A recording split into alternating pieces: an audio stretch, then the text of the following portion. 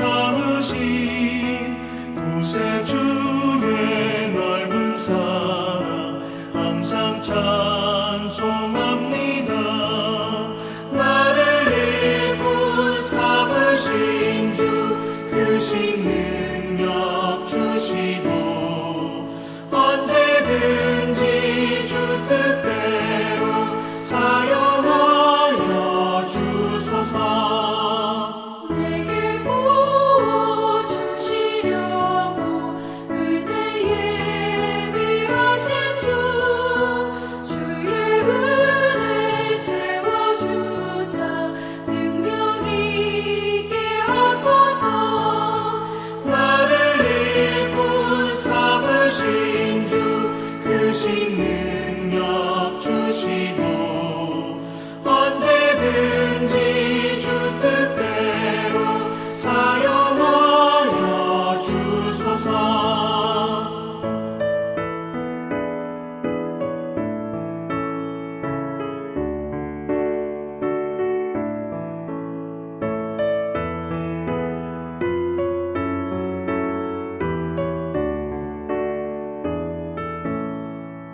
죄의 짐을 풀어주신 주의 능력 크도다.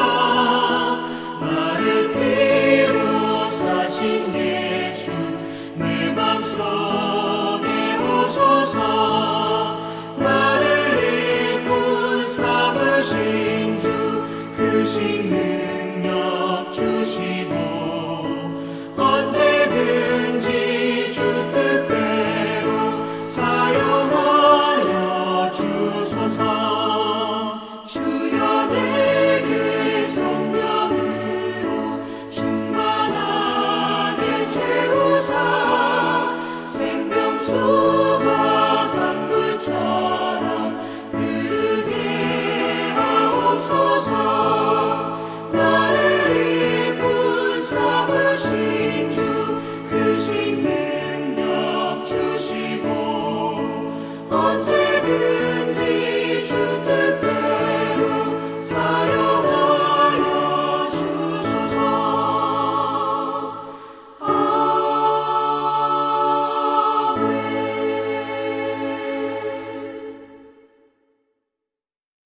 오늘 말씀은 빌립보서 4장 1절로 13절 말씀입니다. 함께 읽겠습니다. 그러므로 나의 사랑하고 사모하는 형제들, 나의 기쁨이요 면류가 아닌 사랑하는 자들아, 이와 같이 주 안에 서라. 내가 유오데아를 권하고 순두개를 권하노니 주 안에서 같은 마음을 품으라. 또 참으로 나와 멍에를 같이 한 내게 구하노니 복음에 나와 함께 힘쓰던 저 여인들을 돕고 또한 글레멘도와 그 외에 나의 동역자들을 도우라.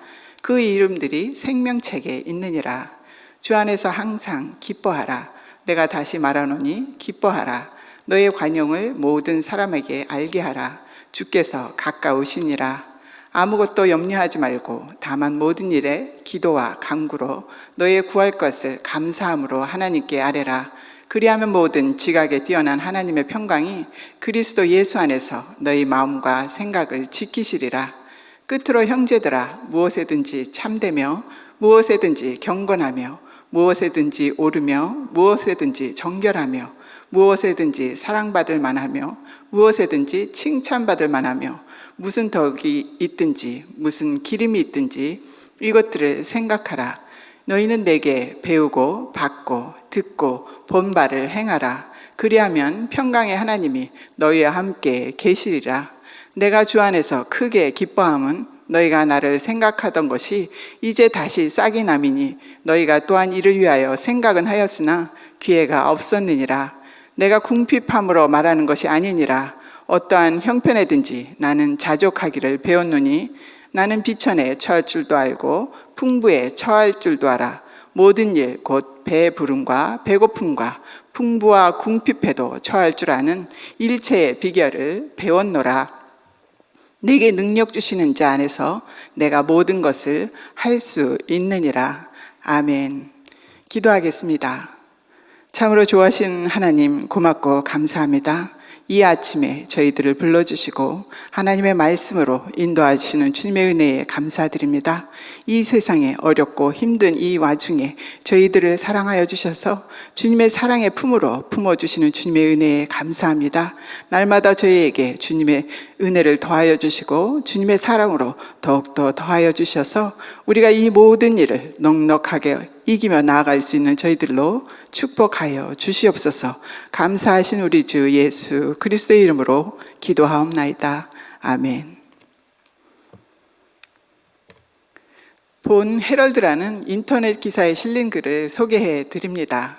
뉴욕 주립대학에서 실험을 했다고 합니다.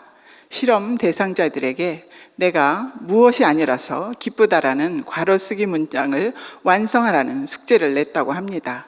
가령 백수가 아니라서 기쁘다, 죄수가 아니라서 기쁘다, 환자가 아니라서 기쁘다, 고아가 아니라서 기쁘다 등등 이 과정을 5번 되풀이했다고 합니다. 그런 후 실험 대상자들이 삶의 질을 평가했더니 이전보다 삶에 대한 만족도가 훨씬 좋아졌다고 합니다. 그런 후에 반대로 내가 무엇이라면 좋을 텐데 라는 문장을 완성하라고 했습니다. 가령 백만장자라면 좋을 텐데, 멋진 미인이라면 좋을 텐데, 스트레스가 없다면 좋을 텐데 등을 마찬가지로 5번 되풀이했다고 합니다. 그런데 이번 실험 대상자들은 자신의 삶에 대해서 커다란 불만을 가지게 되었다는 것입니다. 이렇듯 이 설문조사는 인간의 삶의 기준점을 잘 보여주고 있습니다. 무엇에 비교하느냐에 따라 어떤 상황에서도 만족할 수 없게 되거나 또는 만족할 수 있게 되는 것을 보게 됩니다. 이 실험의 결과는 비교에 따라 삶의 방향이 달라지는 것을 보게 됩니다. 오늘의 마지막 절인 빌립보서 4장 13절인 내게 능력 주시는 자 안에서 내가 모든 것을 할 수 있느니라는 말씀은 많은 사람들이 좋아하고 암송하는 말씀 중에 한 구절입니다. 저도 이 말씀을 생각하면 왠지 힘이 나고 뭔가 든든한 마음이 듭니다. 말씀은 성령의 감동으로 쓰여진 것입니다. 그러므로 하나님을 만나고 하나님의 말씀을 듣는 것입니다. 우리는 주위에서 말씀을 읽을 필요가 있습니다. 내게 능력 주시는 자 안에서 내가 모든 것을 할 수 있느니라는 말씀은 딱 그 구절만 암송하고 생각할 때는 하나님이 마치 요술봉 같은 것을 주셔서 내가 원하는 모든 것을 할 수 있도록 하시는 하나님으로 착각할 수 있습니다. 그러나 모든 말씀에는 쓰여진 뜻과 배경이 있습니다. 그래서 처음부터 말씀의 뜻과 앞뒤 문맥을 잘 살펴 읽고 하나님이 하시고자 하시는 말씀이 무엇인지 이해하는 것이 중요합니다. 우리가 좋아하는 내게 능력 주시는 자 안에서 내가 모든 것을 할 수 있느니라는 사도 바울이 살아온 그간의 삶의 능력이 무엇인지를 증언하는 말씀입니다. 이 글을 쓰고 있는 사도는 지금 감옥에 갇혀 있는 상태입니다. 감옥 안에서 감옥 밖에 있는 사람들에게 주 안에서 기뻐하라고 권면하고 있습니다. 주 안에서 항상 기뻐하라. 내가 다시 말하노니 기뻐하라. 이 말은 사도 자신이 지금 감옥 안에서 기뻐하고 있다는 말입니다. 내가 기쁘지 않은데 다른 이들에게 기뻐하라고 권면할 수는 없겠지요. 감옥 안에서의 삶이 어떻게 기쁠 수 있겠습니까? 그러나 그는 기쁘다고 말합니다.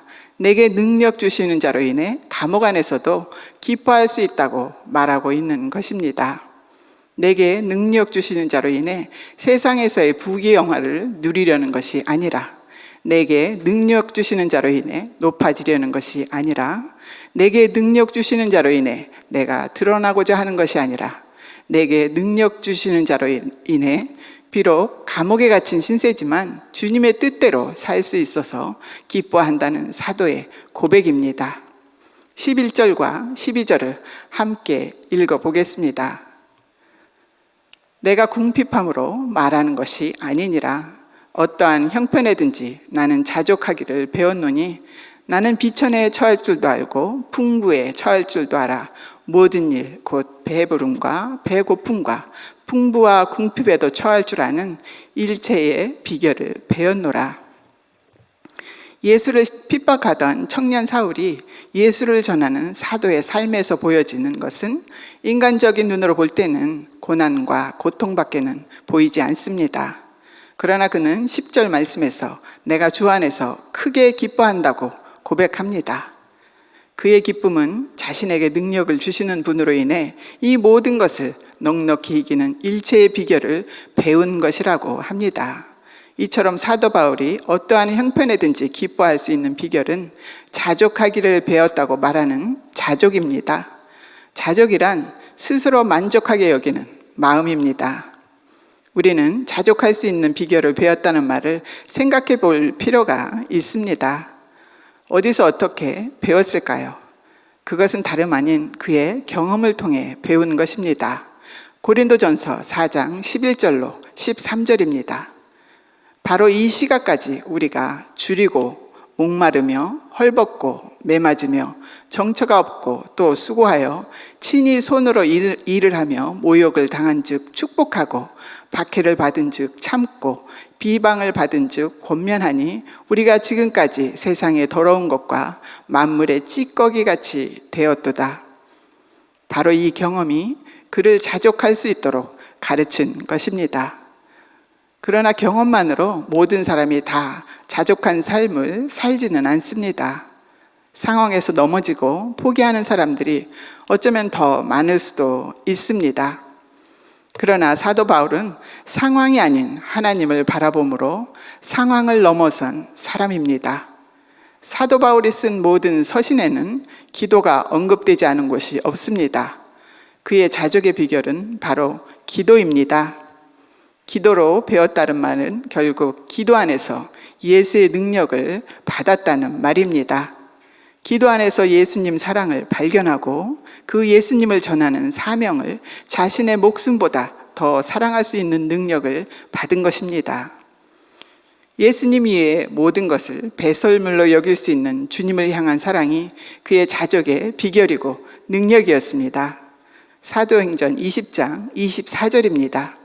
내가 달려갈 길과 주 예수께 받은 사명 곧 하나님의 은혜의 복음을 증언하는 일을 마치려 하면은 나의 생명조차 조금도 귀한 것으로 여기지 아니하노라. 이 사명이 사도 바울의 자족의 능력입니다. 자족은 예수님을 사랑하는 마음입니다. 우리는 살면서 너무 많은 부족을 느끼며 살아갑니다. 남보다 못한 것에 주눅들고 남보다 덜 가진 것 때문에 만족하지 못합니다. 미국으로 이민 온 사람들 대부분 정말 열심히 일을 합니다. 그리고 어느 정도 안정이 되면 제일 먼저 차를 바꾸고 큰 집을 사려 합니다. 이것이 성공한 사람의 기준이 된 것이기 때문일 것입니다. 왜 이런 기준이 세워졌을까요? 그것은 뉴욕 주립대에서 실험한 바와 같이 비교의식에서 비롯된 것입니다. 그러나 비교에서 얻어지는 만족이나 불만족은 영원할 수는 없습니다. 그것들은 환경이 바뀌면 언제라도 변할 수 있기 때문입니다. 제가 20년 전에 남편 직장으로 인해 샌프란시스코로 이사를 했습니다. 그런데 그렇게 깨끗하고 예쁜 도시에 홈리스가 많아도 너무 많아서 놀란 적이 있습니다. 지금은 하와이에도 홈리스들이 많이 계시지만 그 당시에는 그렇게 많지 않았습니다.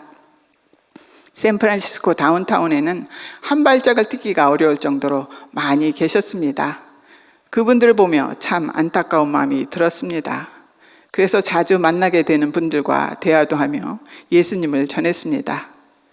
그런데 이주한 지 3개월이 채 못 되어 남편이 해고를 당했습니다.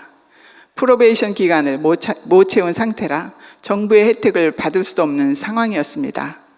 처음에는 너무 당황하고 두렵기도 했습니다. 그러다 다운타운의 수많은 홈리스들이 생각났습니다.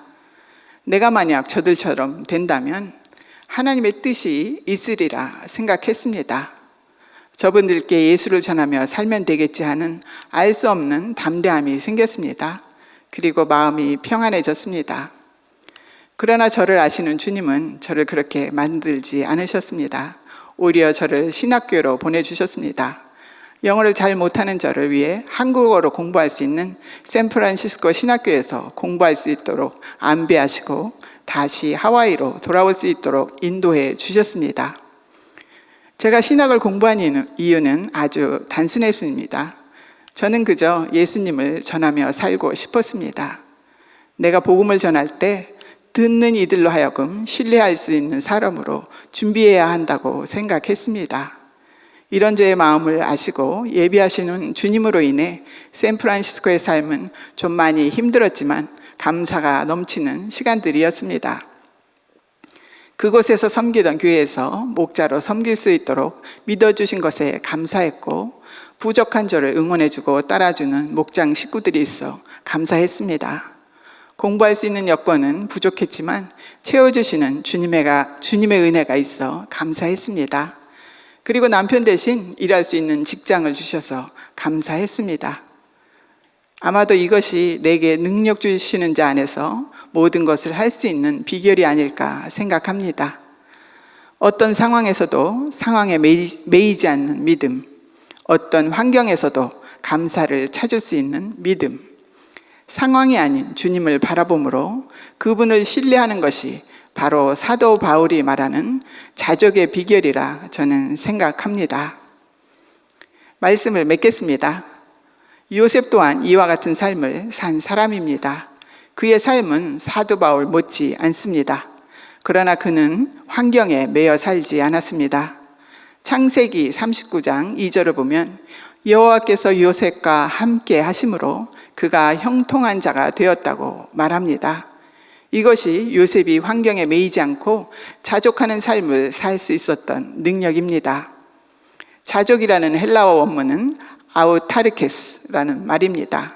이 뜻은 모든 조건에 완전하게 맞출 수 있는 마음을 뜻합니다. 아우타르케스로 내 마음을 예수님께 완전하게 맞춘다면 세상의 어떤 형편도 우리를 묶지 못할 것이고 어떤 상황에서도 감사를 찾을 수 있게 될 것입니다. 삶의 지향이 십자가를 바라보는 것이 확실하다면, 삶의 목표가 예수를 따르는 것이 분명하다면 우리는 이미 이 자족의 비밀을 배운 사람들입니다. 우리는 이미 자족의 비결을 소유한 사람들입니다. 그렇다면 우리는 지금 자족하는 삶을 살고 있을까요? 내게 능력 주시는 자 안에서 내가 모든 것을 할 수 있느니라 선포하는 우리가 될 수 있도록 성령의 도우심이 함께 하시기를 바라며 축복합니다. 기도 제목 드리겠습니다. 어지러운 지금 이 세상에서 우리가 넉넉히 이길 수 있는 자족의 비결을 가질 수 있도록 성령이 우리와 함께 하시기를 기도하면 좋겠습니다.